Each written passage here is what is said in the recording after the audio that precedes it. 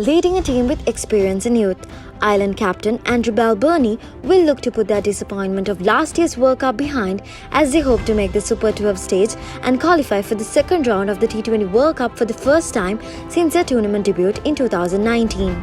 A crushing defeat to Sri Lanka and a shock defeat to Namibia derailed their campaign last year, while some of those players in the Irish team have moved on, a majority have them retained from this year's tournament. Returning are players in the likes of Paul Stirling, George Dockrell and Captain Balbirnie, who have been mainstays in the Irish team for almost a decade, with younger players like Harry Tector and Curtis Campher proving that a steady supply of fresh talent is coming strongly through the pipeline. With the competition against top competition now more frequent for the Irish, they played series against India, New Zealand, South Africa and Afghanistan this year alone. There is no doubt that they come into this tournament well prepared, and while they lost a majority of those games, a series win over Afghanistan, who are amongst the direct qualifiers for this tournament, will no doubt have been a moral boost for this team heading into the World Cup.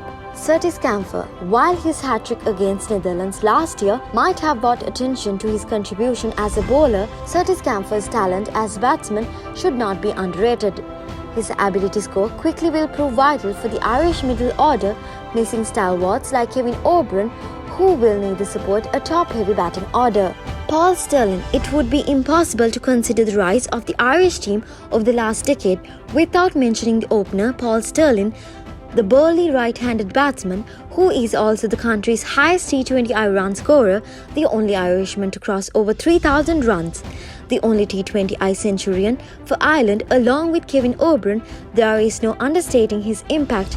With Stirling, it always feels as if big explosive innings is around the corner. Josh Little. Thrown into the rough waters of the international cricket at the age of 16, Little has become a key part of the Irish bowling attack, nearing a total of 50 T20 I-caps, still aged 22. The left-arm fast bowler's reputation is steadily growing into the global game, with his three best performances coming within the last 12 months. On wickets that are notoriously conducive for fast bowling, Little could prove to be a handful.